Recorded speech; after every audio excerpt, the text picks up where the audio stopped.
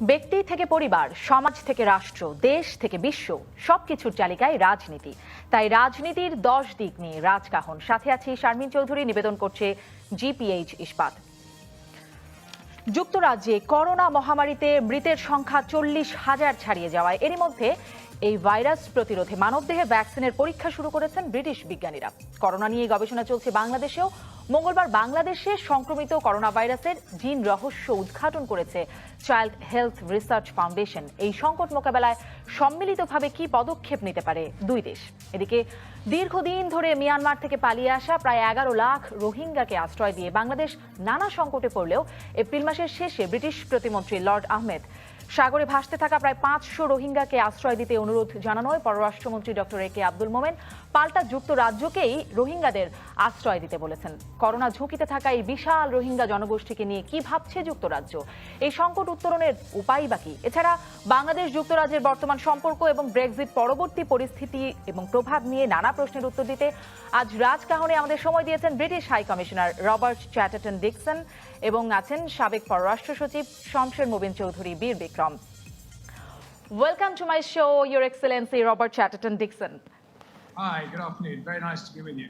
Same here. And welcome, Mr. Shamshir Mobin Chowdhury. And let me tell you, Mr. Shamshir Mobin Chowdhury, you can ask any question to the British High Commissioner. So let's start the discussion about the current pandemic. Your Excellency, death toll passes 40,000 in United Kingdom. And how do you evaluate the way your country is handling the crisis and the way Bangladesh is handling the crisis? How do you compare? Are we on the right track?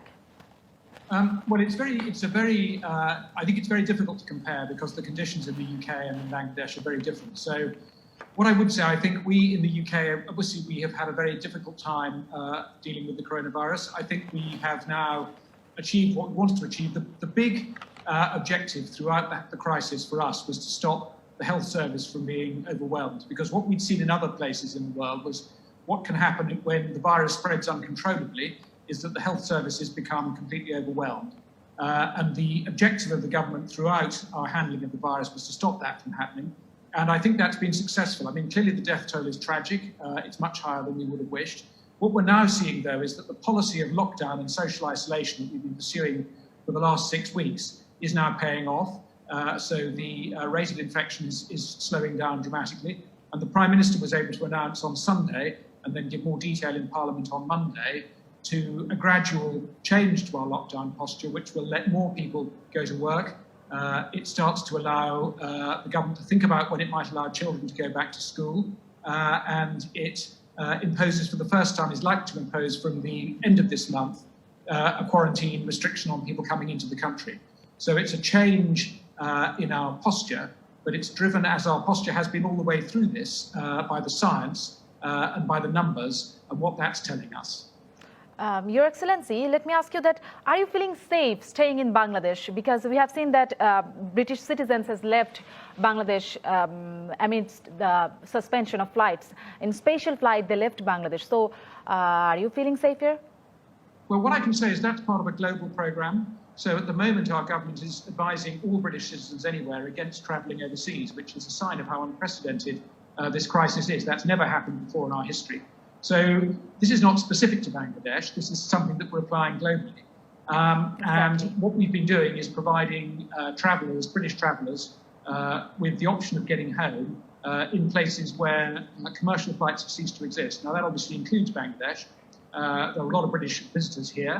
So we have run so far 9 special flights for them. We've evacuated nearly 2,000 of them. We've evacuated a far larger number from both India and Pakistan, as well as from other places like Peru and Ecuador and countries, South Africa, countries all over the world. But because in Bangladesh there was quite a concentration of British visitors, we have had a program here.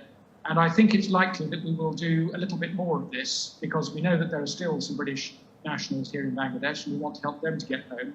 And it looks as if flights are not going to resume in the very near future. So I think we will do probably another phase of flights, which gives those people who are left here, who are British visitors who want to get home, the option of doing that. But I would just stress, I mean, none of this is a comment on Bangladesh or a comment on how Bangladesh is handling the virus. This is something that is part of a global program. to enable British visitors to get home, which is our advice to British travellers everywhere in the world. So, as we have already seen that your country is, there are several researches going on in your country about vaccines, coronavirus vaccines. So, how Bangladesh can be benefited from those researches? Can you get any privilege? Can we expect that? Well, obviously, I mean, one of the keys to solving this whole crisis would be an effective vaccine. And you're right, the Oxford Institute is one of the places that has one of the more promising-looking vaccines in trial.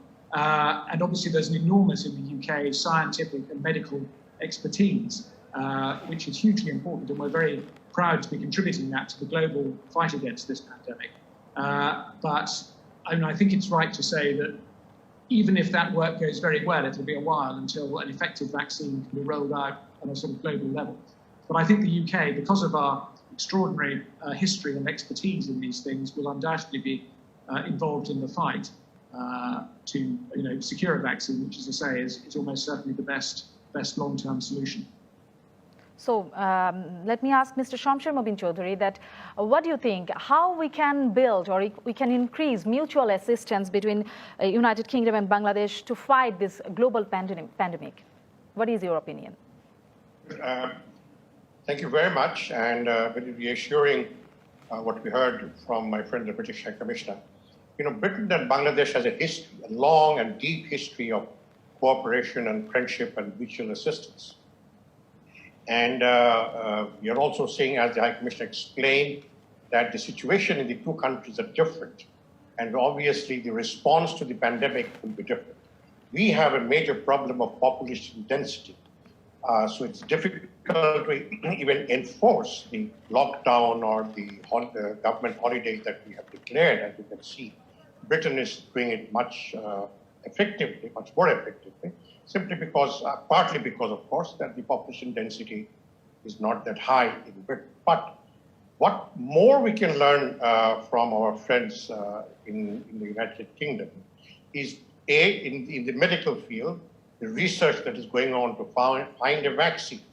Because I think short of an effective vaccine, this virus will continue to haunt the world for a very, very, very long time, perhaps in a reduced fashion, a reduced manner, but it will always be hanging over there. So we are looking to forward to the success of the research people in Britain, from which we can. The second is something just outside the health sector, which is Britain is, I think, doing some already primary work on how to handle travel, international travels, what arrangements can airports have. You know, Heathrow is one of perhaps the busiest international airport in the world. Millions of people pass through Heathrow and travel into Heathrow.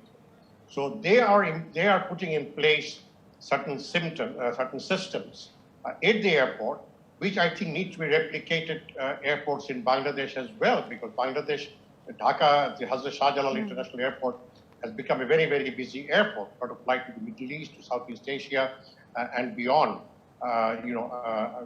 Used Dhaka as an airport. So this is something additional that we can learn from what the British are doing in Heathrow and other international airports. The third thing is, providing immediate assistance. We cannot enforce lockdown perhaps because we need, partly because of the Eid, which is just around the corner. People want to go out and people want to break their fast. They want to buy iftar. So this is a thing that we have. So what were the measures or additional kind of, I wouldn't say indoctrination, but what kind of advisory, what kind of counseling that the British authorities used that made their lockdown system far more effective than most other places? I'm sure you are hearing Mr. Shamsher Mobin Chowdhury. So can you please explain what kind of assistance in future, what kind of assistance can we expect? Well, I think I can tell you that. We've got an initial program of £22 million, which is about $30 million US. And that's aimed at doing four things.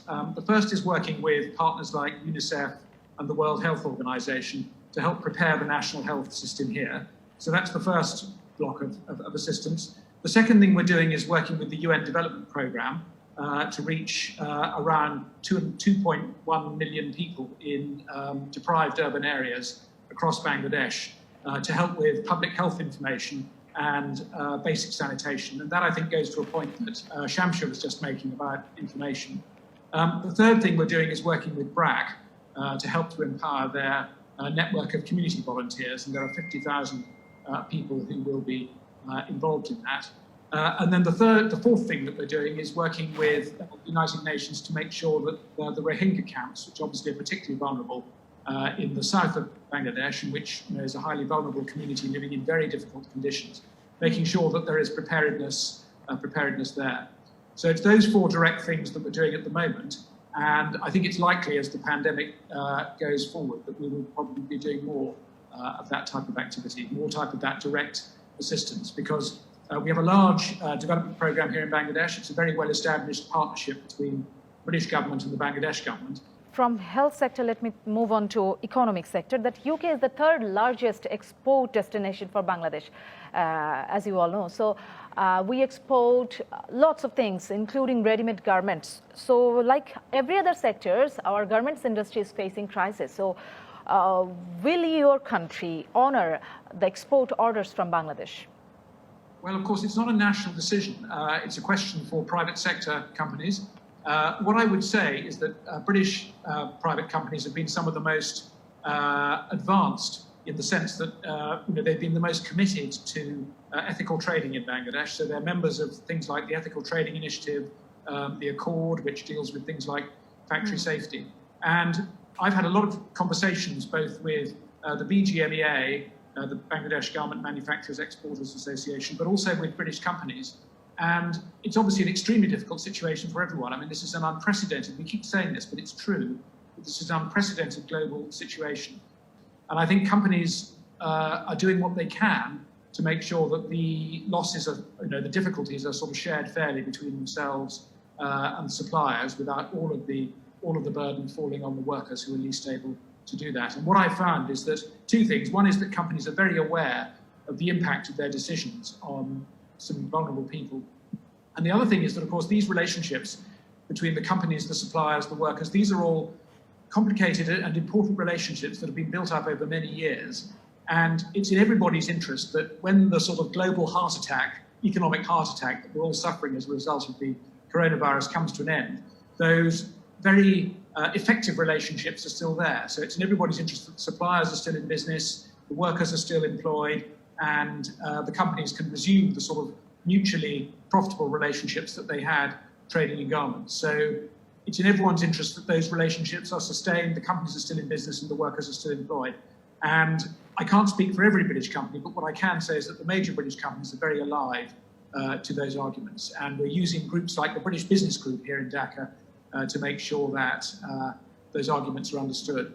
The other thing I just mentioned briefly is that one of the things that we have had in the UK is a big shortage of personal protective equipment for health workers. Mm-hmm. Now, clearly, there is a lot of overlap between the skills that is needed for producing personal protective equipment, PPE, as it's called, and producing garments. And so we're talking to the industry and to our National Health Service about the possibility of Bangladeshi companies becoming suppliers of PPE into the British National Health Service. And it's not going to work immediately, but it's definitely something to consider for the longer term. And we're trying to do what we can to make sure that those relationships are established.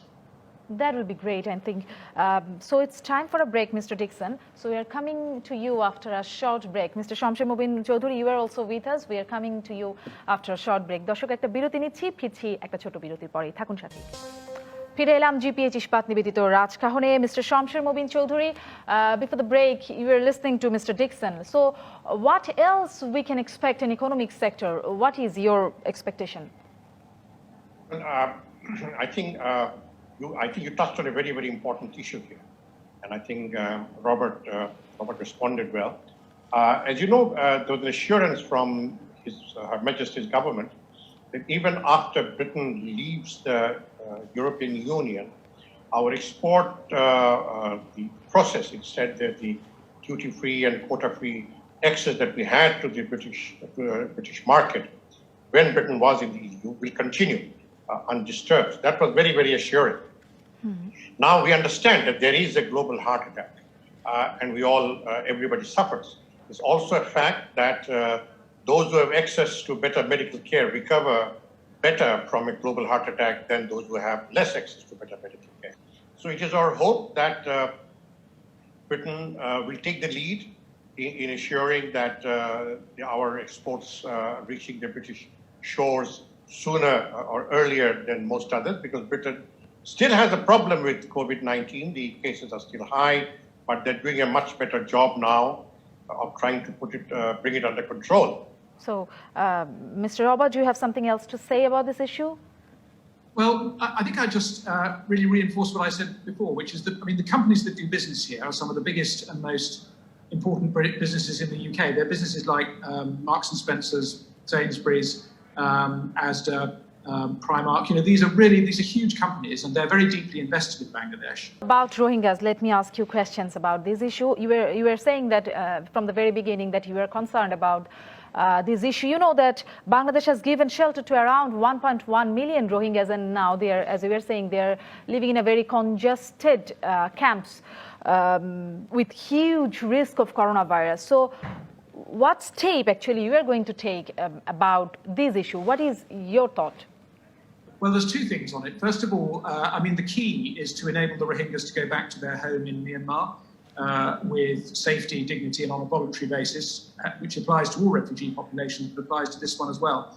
So we are working hard with our friends and colleagues in the international system to try to help that to happen, with a penholder, as they call it, on this issue in the United Nations Security Council. I mean, do you expect that Myanmar is going to take back their citizens, their people, very soon? Can we expect that? No, I don't think we can expect it soon, if I'm honest, because there's a conflict going on in Rakhine. I mean, there are two conflicts going on in Rakhine at the moment. There's still a small-scale conflict between ARSA, the Arakan Rohingya community, and the Arakan army, which is a separate conflict of separatists. It's not for me to comment on the dynamics of those conflicts, but it is very clear that Rakhine remains a very unstable place, and it's hard to see how you can have refugees going back to a place that is still racked by conflict. So I think we all have to acknowledge that this is not going to happen immediately. What I would say, though, it's really important to bear in mind that Bangladesh has behaved with extraordinary generosity and open-heartedness throughout this crisis. I mean, Bangladesh has dealt with successive waves of refugees going back to the 1980s. And I think the response has been really exemplary at a time when refugees are under pressure all over the world. I think the rest of the world has a huge amount to learn from the way in which Bangladesh has responded to this very immediate humanitarian emergency. And we're very pleased that we're able to work with our friends and colleagues in Bangladesh, as I said, both on keeping the population alive, sustained in some dignity while they're here, but also trying to find a long-term solution which enables them to go home, which is the key to the key to all of this. Thank you very much, Your Excellency, that you recognized our efforts. Can I ask you that why the big and rich countries like yours share the responsibility of this huge population? Because you know that we are a very small country with huge population and limited resources. Well, we are sharing, with all due respect, we are sharing the burden. I mean, we are the second largest single donor to the UN humanitarian appeal. So, I mean, we think the best way for this community to return to Rakhine is to remain in the region so that it's possible for them to return reasonably soon. In the meantime, the important thing is that they're supported with obviously basic needs like food, sanitation, all of those things, but also that the children are educated and the adults are able to earn a living in a way that gives them dignity and hope for the future. So as I said, we're aiming to support both of those, both a political solution, but also the immediate support that the people need to remain alive. So where is the political solution? Mr. Shamsher Mumin Chowdhury, do you think that proper steps are being taken? Well, before we go into finding a permanent solution to the Rohingya crisis, first let us fervently hope and pray that the coronavirus pandemic doesn't affect the Rohingya camps. But that would be a nightmare, absolute nightmare. So many people huddled in a camp. Nobody would know how to really handle that. We have been generous. We have done whatever we can, but much more pressure has to be built on the Myanmar authorities to make sure that they go back. Now, the one more question I wanted to ask the British High Commissioner. Britain has been deeply involved, or British people have been deeply involved historically in the tea plantation in Bangladesh. This is a very, very historical link, and I don't know how many more British companies are still involved in tea plantation in Bangladesh. I guess there are some. But the tea workers, under the present situation with coronavirus, they are also very vulnerable. Many of them are not even getting their salaries because the owners are saying that, production is less and the selling is less. But we hope that British companies, if they are still there, would set an example. So let's take the answer from the British High Commissioner very shortly, Mr. Dixon.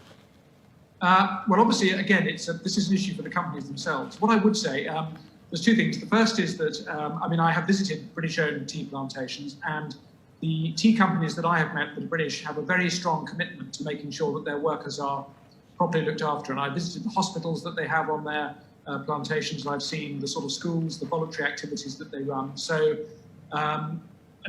my sense is that those companies that remain are large companies. They're ones that are very committed to trading in an ethical way, and they're very conscious in that they have a responsibility for large communities of workers and the workers' dependents, and they are very keen to make sure that they fulfill their obligations to those people. Thank you, Mr. Dixon. We are coming back to you with a lot more questions after the break. Shamsher Mobin Chowdhury, you are also with us.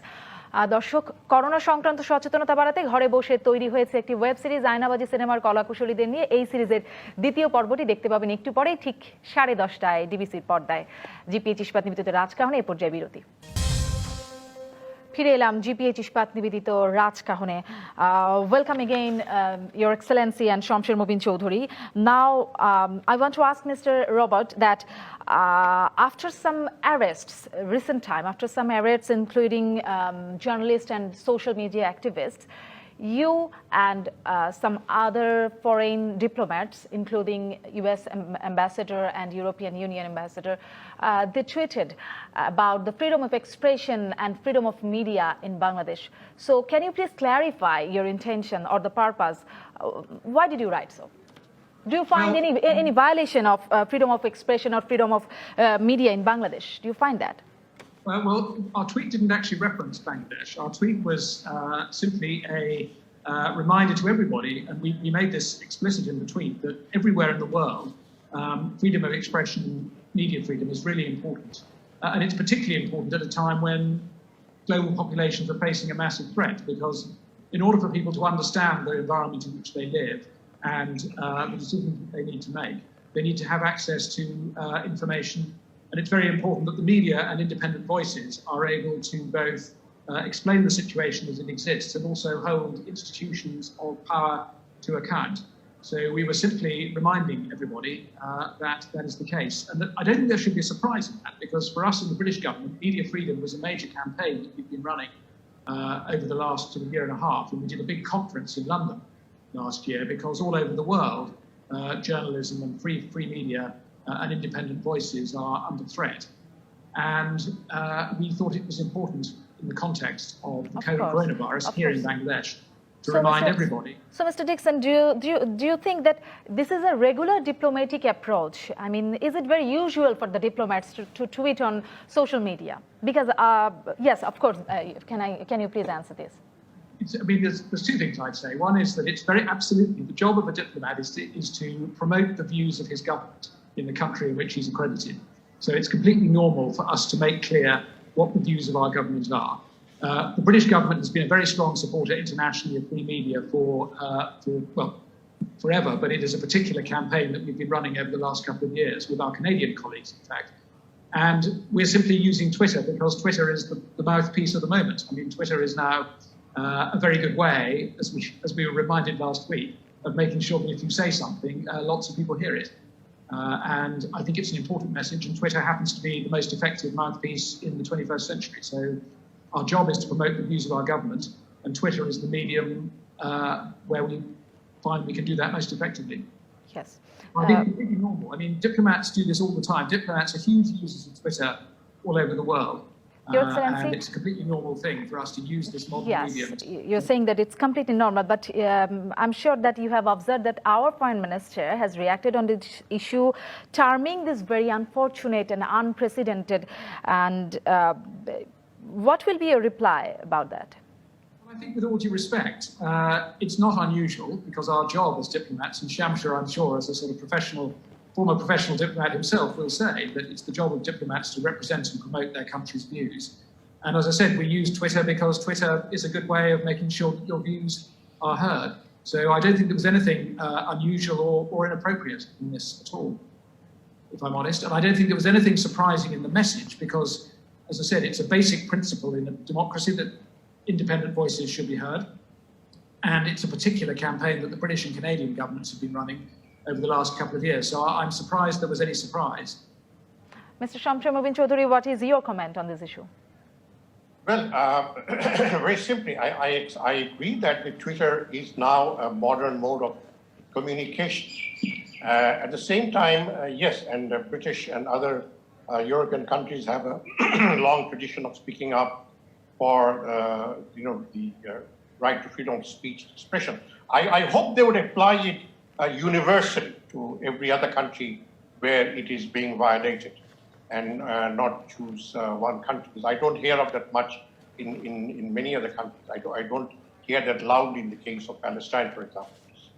That being said, I agree that it is a general position of the British government and their European allies to speak out in favor of the freedom of speech and expression. Although Twitter is an accepted mode of communication, I wonder if there was not an alternative source of communicating, like an email or a telephone call, without going public without it. Because the moment you go public, governments tend to be defensive. Governments tend to respond to that, and then this only creates a degree of bitterness and acrimony, which could have been avoided had it not been a more public way of expressing this thing. I don't disagree with the right to raise questions on freedom of speech generally, globally, universally. The question remains: could there not be a way where it does not force an open public reaction from the host government? Any comment, Mr. Dixon? Well, we were very explicit. The two things I'd say. One is that on the tweet itself, we were very clear that freedom of expression is a vital thing everywhere, and it's particularly important in the context of COVID. There was actually no reference in the tweet to Bangladesh. There was no criticism of Bangladesh. We simply made the point in a positive way that freedom of expression is extremely important. And as I say, I do think there is an increasing role for, as a diplomat, your job is to reach out. It's obviously your job to reach out to the government to which you're accredited, but it's also your job to make sure that your views are understood in the wider population. And we certainly could, and we often do make these points by phone call or by statement or whatever, but actually, Twitter, two sentences on Twitter, which is what we're talking about, obviously has provoked something of a public debate, which in many ways, I think in an environment where these things are important, I actually think that's not necessarily a bad thing, to be debating these issues openly. So we have almost come to the end of the show. Let me ask you some personal question, Mr. Dixon. How is your quarantine time? How is your life during quarantine time? Well, I must say it's very odd because, I'd been in Bangladesh for a year before quarantine started. And one of the things I absolutely love about being accredited in Bangladesh is the extraordinary energy and the degree to which people in Bangladesh, the fact that Bangladesh is a very sort of densely packed place gives it huge energy and huge sort of vibrancy. And as a foreign diplomat, that is the most wonderful environment in which to be living and working. And I must say, I'm really missing it because now I'm sitting in my residence, which is very comfortable. It's got a very nice garden. Are you missing iftar parties? It's Ramadan, so are you missing that? I'm missing iftar parties, I'm missing dinners, I'm missing meetings, I'm missing all the things that I loved about being in Bangladesh have been deprived. And I'm really hoping that before too long, life will be back to normal because I'm one of the luckiest people in Bangladesh. I've got a fantastic garden, I've got a compound, I'm looking after somebody's dog, which gives me a companion. But it's not the same, I have to say. And I realize that most people in Bangladesh are having a really tough time for all sorts of reasons. And I'm very conscious that I'm very comfortable, I'm well looked after, but I'm really missing the life of Bangladesh that I was really loving before this lockdown began. And I hope for everybody's sake, particularly, of course, people in Bangladesh, poor people whose lives I recognise have been made much, much harder. But everybody, we want life back, the life back that we had until the end of February. And I really hope we can get that back soon. Mr. Rawat, how is your family in England? They're fine. Actually, interestingly, my daughter has just become a doctor. So she was supposed to have a formal graduation ceremony, and she didn't. She had a graduation ceremony over Zoom, rather as we're having now. And then immediately she was put to work in an NHS hospital. So she's gone straight from being a medical student to being in the front line. And I'm very proud of that, having someone who is contributing directly right at the beginning of her medical career to combating this virus. And so far, I have to say she seems to be coping very well, but it's obviously a bit of a worry. Mr. Shamsher Mobin Chowdhury, anything else to ask? Well, like Robert, I am not enjoying quarantine, but I'm lucky that I have a beautiful golf view from my apartment, which doesn't make me feel that much confined to home.